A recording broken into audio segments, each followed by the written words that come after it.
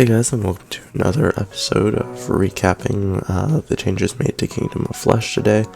And in today's video, we're going to be going ahead and covering basically what has gone on. So without further ado, let's get right into it. So Kingdom of Flesh, in the last day or so, has received a lot of changes, which allows us to basically do a bunch of harvesting, stuff like that, adding things to the inventory, fixing stuff like that, and we've also added sort of finishing up the main tutorial and loading into your fresh new world. So basically the first thing that we went ahead and did was adding on to the breakability system, which was what I did actually last night. I started working on basically being able to harvest things, having items drop once you've harvested basically any sort of item or block. That was one of the things that I added, and then basically after that I was able to go ahead and work precisely on just doing some of the basic things, including finishing up the tutorial, adding the rewards and bonuses that you would get for completing each thing. The next thing I went ahead and did after that was I went ahead and decided to start working on basically finishing up the last part of the tutorial, and I finished that around 4 o'clock today. Was really the last part of the tutorial, and then the next part was transitioning it over into sort of the main world. So the main world is now basically in a decent state. What I'm able to do is I've created an infinite world. There's no memory leaks, there's nothing like that, so you can explore it basically infinitely if you wanted to, and you can go peruse a terrain which is completely randomly generated. Now this is a really cool feature because it means that you'll never really run out of resources and stuff like that. Of course, you can still be sustainable and do stuff like that, but that's one of the main things that I've added into the game. After that, one of the big features that I went on and started doing was more or less doing the Perlin noise, and with that Perlin noise I've been able to basically create a really nice looking terrain, including stuff like flowers, trees, and basically lakes and sort of beachfronts on those lakes. Given this, I've also had some mountains, which are like little stony areas. They're not really mountains, they're just like more rougher areas that you can go ahead and mine with your pickaxe. The things to note about this main world right now is that there's no physics, and you also cannot break things inside of this. So you basically can't harvest resources from here. That's actually okay for now, but I'll be adding on to it some more in the coming day, and I'm going to talk about basically right now what I want to do the next day. So in the next day, what I plan to do, or what I plan to do tonight, is going to be finishing up physics, like I said, and also finishing up doing the tools, so that the tools can break things in this new world, and alongside placing stuff. The next really big part of that is going to be that I'm going to go ahead and start working on doing an overall building system, which will allow you to place certain blocks into the world. So if you're holding an item that would be considered a block, it allows you to place it. You can obviously place this in front of your character, and it's going to handle all that sort of code. Also want to separate the player from the main world and make sure that the player has its own sort of so that the player has its own independent sort of entity that controls the player itself. The last part of doing this is going to be simply adding in the settler. The settler is going to guide you through a few basic things in the tutorials once you get into the world, and then you'll be given a bunch of useful resources. So he'll give you essentially a workbench. This workbench is a block that you can place anywhere in the world, and the workbench allows you to do some really basic crafting of basic materials into other things. The other part of this is going to be simply, once this part has really been done, I want to go ahead and really start to work on getting stuff like the entire AI and village system set up. So once you find a suitable location that you want to start building your village in, the main settler guy will put up a base camp. That base camp will spawn a villager in the next day. Once you've got this sort of base camp, I'm not sure how I'm going to represent it. It could be like a campfire sort of log thing on the ground, but it's going to allow you to get a few villagers into your village. This is going to be sort of the main entry point of new villagers. Once that's really taken care of, settler will go away, and basically what you'll have is you're going to have to build a house for the villager and provide him with resources that he needs. Eventually this basic villager is going to upgrade himself into one of the more advanced type of villagers. So for example, it would evolve into like the farmer or lumberjack or something. On your second day in the village, it's going to basically go ahead and do things like you can, so in the second day you can go and like tell him what you want him to become. There's going to be a limited selection of things that you can want them to become, and then they'll become it. I also want to flesh out the trading system, which isn't actually going to be too hard, but the main idea is that I want to have these basic AIs that can stay within a certain sort of zone.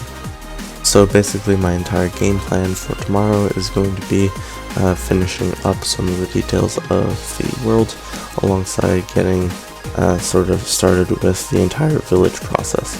Once you've started the entire village, things just really start to progress from there. So without further ado, I think it's probably necessary that I show you guys basically completion of the tutorial. The tutorial now has music and stuff in that too, so you can enjoy that. It's really basic music that I made, so it's not the greatest. So sorry for that, the recording crashed, but I'm back here again in order to actually go ahead and do the entire footage here. Basically we lost a little bit of the entire thing here, so I'm gonna go ahead and work on this. So anyways, we're back in the village. Everything is pretty much the same as we left it sort of last time, except we've added some more functionality. I'm not sure if I added necessarily the energy system last time, but once you punch, now it takes away from your energy. Once your energy gets below 3, it actually makes you run slower. Energy is restored by hunger, stuff like that. That should be pretty much a sufficient explanation. Some actions require a lot more energy. So for example, he gives us an iron hoe here. We're going to take it over to the wheat farms, and now what happens when you actually swing it at basically a wheat block? If you swing it at anything else, it's not going to break it. If you swing it at the wheat, it actually calls it and gives you this basically gives you random number of seeds from I think 1 to 3, and then a piece of wheat or 2. Basically you can go ahead and chop these down and pick them up. It takes 5 energy points in order to basically use the hoe. Now whatever you keep in your inventory here is actually going to be passed on forward, so if you really want to, you can actually go ahead and basically collect a lot of resources. I'm not going to for the sake of the tutorial, but let's go ahead and we'll go through here, and then let's go down to the miner. I'm going to take the miner over here because it's the pickaxe. Now, like everything else, you can equip the pickaxe, go over here and just start mining away at the stone. Hold on, I haven't walked over it. The range is slightly off of being a full range, but it should be sufficient. Oops. Basically, you gotta ram the middle of your player over it. And it doesn't actually, it works pretty much the way you expect it to. Going back, he eats you again, but that's actually okay. Gives you some gold for it. Not much gold, it's 150, but it's a decent amount to get started with. Now coming down here, I'm going to take the lumberjack's axe, and once again, as you guys would expect, you can go over a tree hit it, and it comes and turns into logs. What's this called? An acorn, and then an apple. Gonna put this back up, and then yeah, you can do this for every tree.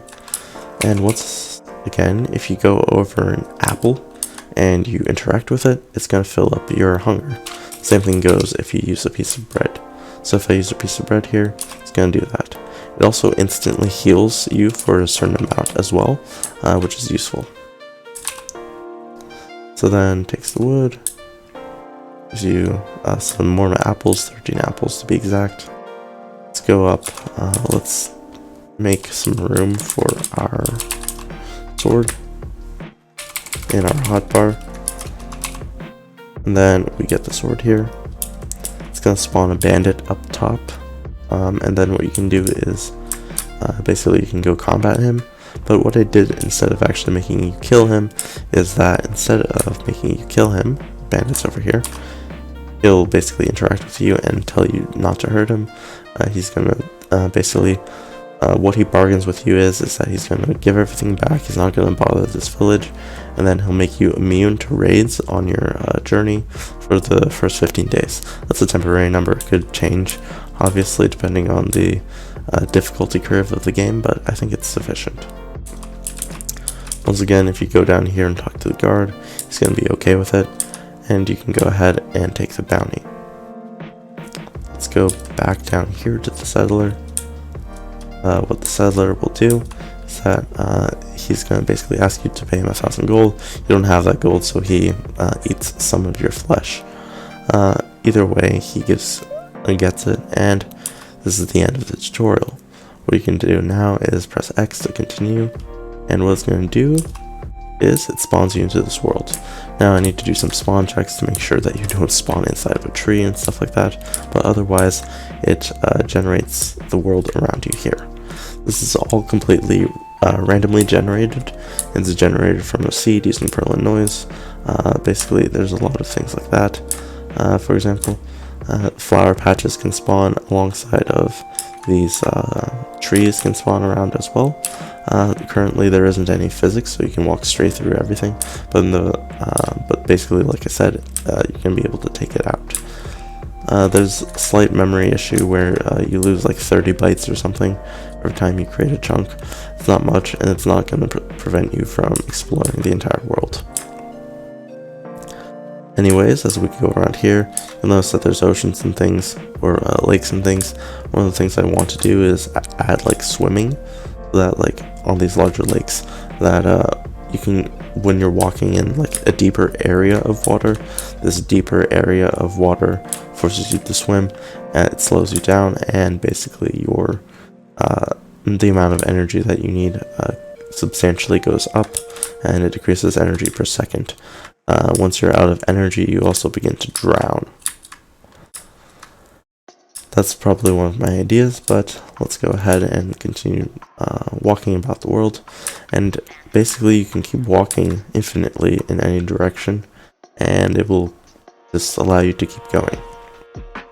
Now you can just keep walking forever if you want to, but eventually what I was going to do is that, of course, the settler is going to be here, and he's going to follow you around. Basically, he's going to follow you around the entire environment, and then ask you, and then once you decide a place to settle, he'll set up a little base camp. This little base camp will be like a few things of cobblestone around like a campfire, and then it's going to be basically the starting point of your village. Over time, I was thinking of things that you can do, like upgrading it to be like, I don't know, a fountain or something like that. That would be a cool idea. But anyways, that's really what I wanted to do. The other thing I want to do is add animations to everything here. So for example, having animated flowers, animated trees, and animated water. That's kind of this sort of thing I want to add. Also want to add like tall grass as another optional block, but that would actually help you get, what's it called? It would actually help you get seeds and stuff if you didn't collect enough to begin with. Currently right now, basically everything here is disabled. So like you can't actually use your inventory, and you've also disabled some of that stuff, which is going to be embedded into the player class, and should be re-enabled probably by the end of tonight. Another thing to mention is that the character model here was designed by Sonic Dude. He basically offered to do some of the textures for the game for pixel art sprites, and he made this cool looking guy here, and it looks really nice. I very much appreciate the effort, and it's a really cool thing for him to do. He also said he's going to probably want to do some of the different sort of sprites for each and every zombie. We'll see about that, since there's like 16 classes of zombies or something, so I'm not sure of how well that will go. Either way, I want to thank you guys for watching. Please like, comment, subscribe, and I'll see you guys later.